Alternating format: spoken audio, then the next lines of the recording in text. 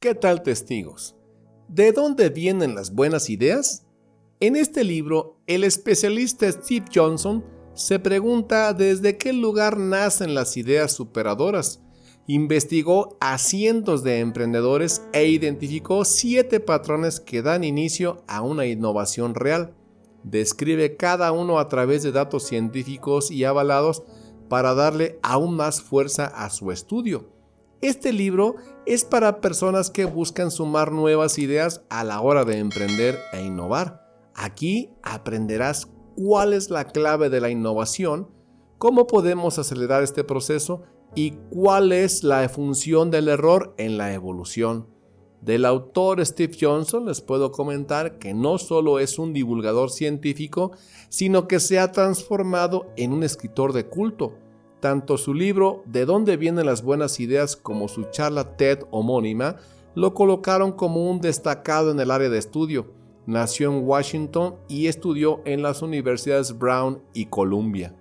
Si la innovación es una prioridad para ti y tu empresa, esta es una lectura obligatoria.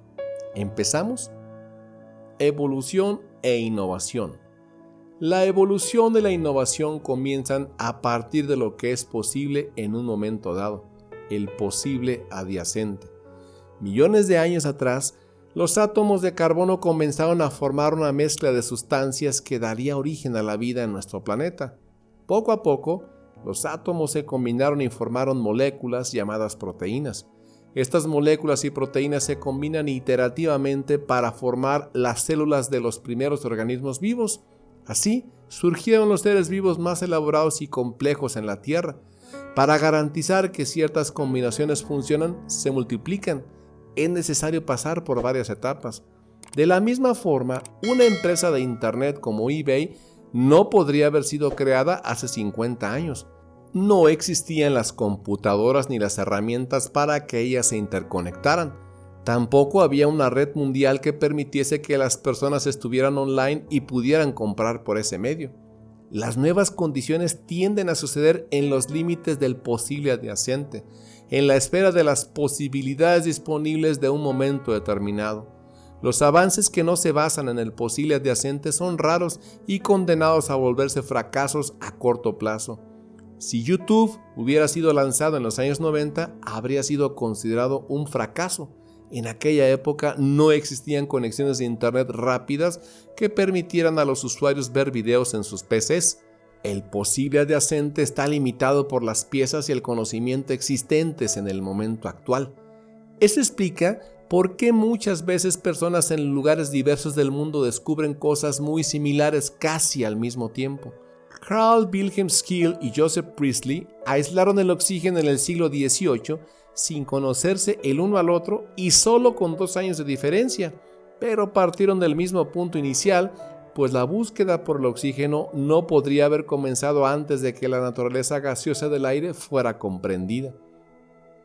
Las ideas no dan saltos repentinos.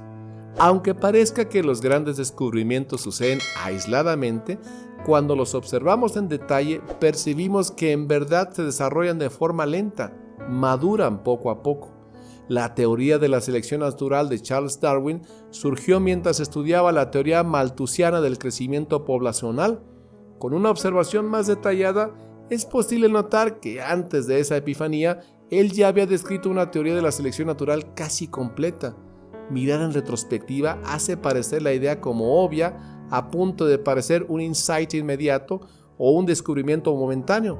Sin embargo, esa no es la verdad en la mayoría de los casos. La historia de Internet también tuvo un origen similar.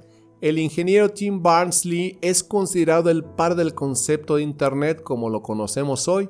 Algunos años atrás, abordado por un reportero, le preguntaron de dónde vino esta idea tan visionaria. Tim no sabía qué responder y se quedó paralizado. No se había olvidado de la circunstancia de su momento eureka. En realidad, la idea básica de Internet estuvo en su mente durante más de una década. Fue solo cuando comenzó a trabajar como consultor en el laboratorio de CERN que las ideas le cristalizaron en su mente. Para Tim Berners-Lee no hubo una epifanía, sino años de combinaciones lentas. Inició un proyecto paralelo que le permitió almacenar y conectar pedazos de información como nodos en una red. Luego pasó más de una década. El CERN lo autorizó a trabajar en un proyecto y surgió la tecnología que permitió que la red mundial de computadoras exista hoy en día. La clave es la innovación. El término científico especie clave se usa para describir organismos que son desproporcionadamente importantes para el bienestar del ecosistema. Son como ingenieros de ecosistema. Crean hábitats para otros organismos, construyen plataformas que otros seres necesitan para sobrevivir. Un buen ejemplo son los castores que derriban los árboles. Estos árboles atraen pájaros carpinteros para hacer huecos para colocar sus nidos. El castor crea, por lo tanto, una plataforma para el pájaro carpintero. Cuando los pájaros carpinteros se van, estos huecos son ocupados por pájaros cantores. Así, el pájaro carpintero crea una plataforma para los pájaros cantores. Este patrón también existe en la esfera de la innovación, por ejemplo, en la navegación por el GPS. Esta fue creada en un centro de investigaciones del ejército para situar elementos basados en sus coordenadas geográficas captadas vía satélite. Décadas después, el GPS se volvió la fuente de decenas de combinaciones que nos trajeron grandes ideas nuevas. Permitió que surgieran decenas de servicios basados en localización y miles de aplicaciones móviles. Hoy en día, hasta la publicidad se basa en la ubicación del usuario alcanzado.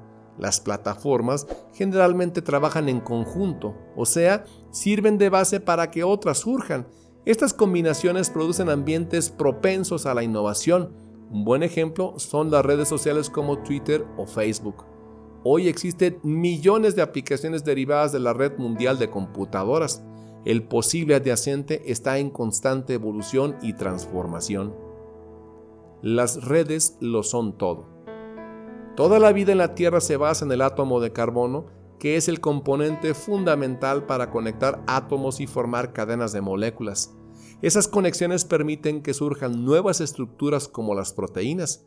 Sin el carbono, la Tierra probablemente sería una sopa muerta de productos químicos. Las conexiones también son propulsoras de ideas. Cuando los humanos comenzaron a organizarse en comunidades, empezaron a exponerse a nuevas ideas y a esparcir sus propios descubrimientos. Antes de esas conexiones, la idea nueva de una persona no se multiplicaba, pues no había una red para esparcirla. En los años 90, los psicólogos decidieron grabar todo lo que sucedía en 4 laboratorios de biología molecular. Se cree que en un campo como la biología molecular, los grandes descubrimientos se observan por el microscopio, ¿no? Sorprendentemente, se verificó que las ideas más importantes surgían durante las reuniones de laboratorio cuando los científicos discutían su trabajo con sus compañeros.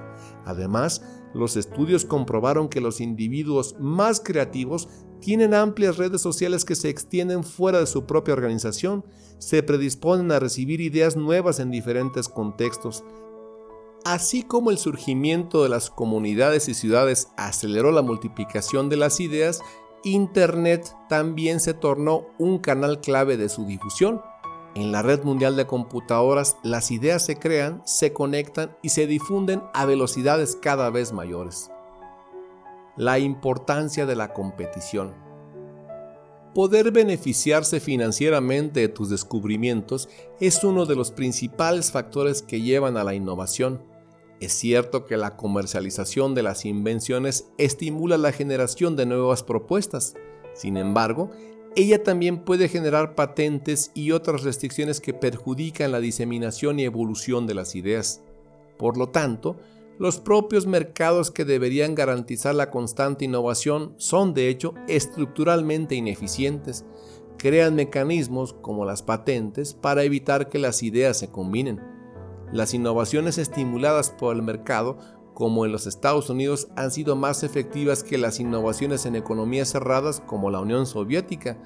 Pero esto no significa que sea el mejor camino. Los inventores merecen ser recompensados, pero el objetivo final debe ser aumentar la innovación como un todo, sin restricciones.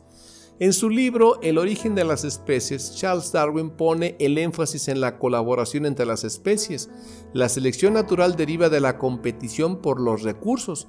Las conexiones entre ideas, así como la colaboración entre las especies, pueden ser un estímulo tan bueno para la innovación como la propia competición. El orden y la anarquía.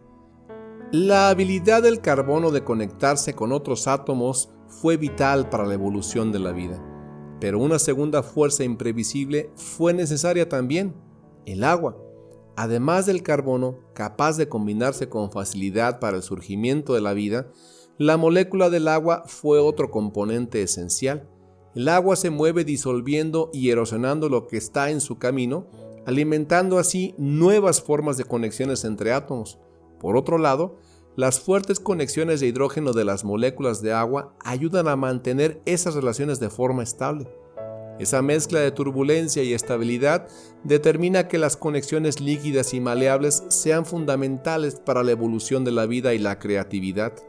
Conexiones aleatorias e imprevistas llevan a descubrimientos accidentales. El caos y la creatividad están relacionados hasta en un nivel neurológico. Las ideas son, de hecho, manifestaciones de una compleja red de neuronas conectándose. Las nuevas ideas solo son posibles cuando se forman nuevas conexiones. Nuestras neuronas se alternan entre estados de caos cuando se activan completamente fuera de sincronía y estados sincronizados cuando lo hacen en la misma frecuencia. Los estudios muestran que cuanto más tiempo el cerebro está expuesto al estado de caos, más inteligente la persona es. Esto la vuelve capaz de hacer conexiones más complejas. Las corazonadas a solas no existen. El serendipity es el acto de hacer descubrimientos afortunados aparentemente por azar. Cuando las ideas convergen en un espacio compartido, como en una reunión entre personas de diferentes áreas del conocimiento, surgen mezclas creativas, se hacen posibles nuevas combinaciones. Las interacciones compartidas en espacios físicos o virtuales permiten que las ideas se difundan, circulen y se combinen de forma aleatoria. Facilitar esas conexiones depende solo de que uses tu cerebro para procesar ideas de áreas diferentes. Innovadores como Benjamin Franklin se beneficiaron mucho de esto al trabajar en varios proyectos simultáneamente. Así pueden surgir conexiones entre ambientes muy distintos entre sí.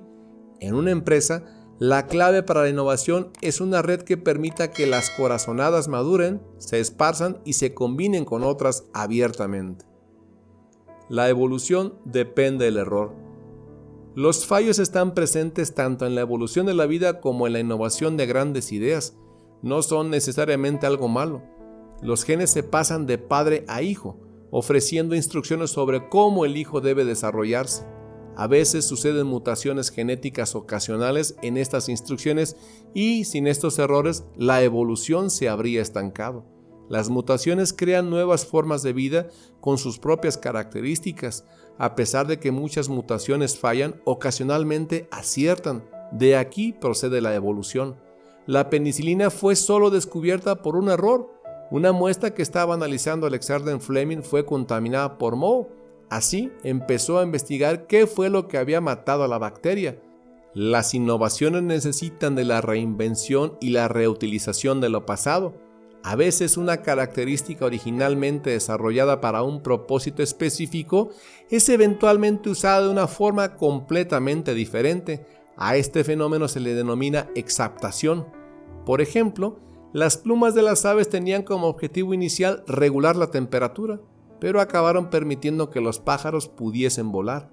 Frecuentemente, las ideas son similarmente reaprovechadas y exaptadas. Internet fue creada para la investigación científica, pero se transformó en una red de compras, consumo de noticias, relaciones con amigos y hasta pornografía. Gutenberg, por otro lado, encontró un uso diferente para una invención milenaria. Combinó la vieja máquina de exprimir uvas con su conocimiento de metalurgia y creó la primera imprenta del mundo. Revolucionó la manera en que la humanidad se comunicaba. Los usos no convencionales para los ítems e ideas antiguas o hasta rechazadas inducen a la innovación. Los ítems descartados también son transformados a través de la innovación. Pensemos en que la estructura del esqueleto dejada por los corales muertos es la base para el ecosistema de los arrecifes. Otro ejemplo son los edificios abandonados que pueden ser el origen de nuevas subculturas urbanas.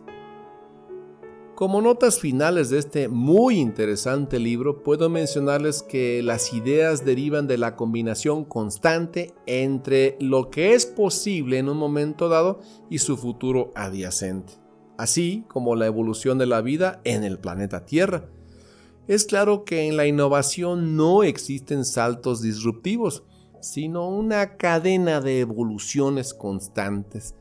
Este desarrollo lento y gradual puede acelerarse por algunos factores.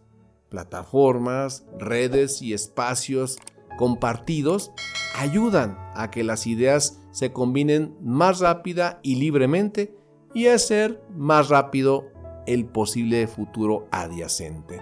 Espero que te haya resultado tan interesante como a mí. Hasta la próxima.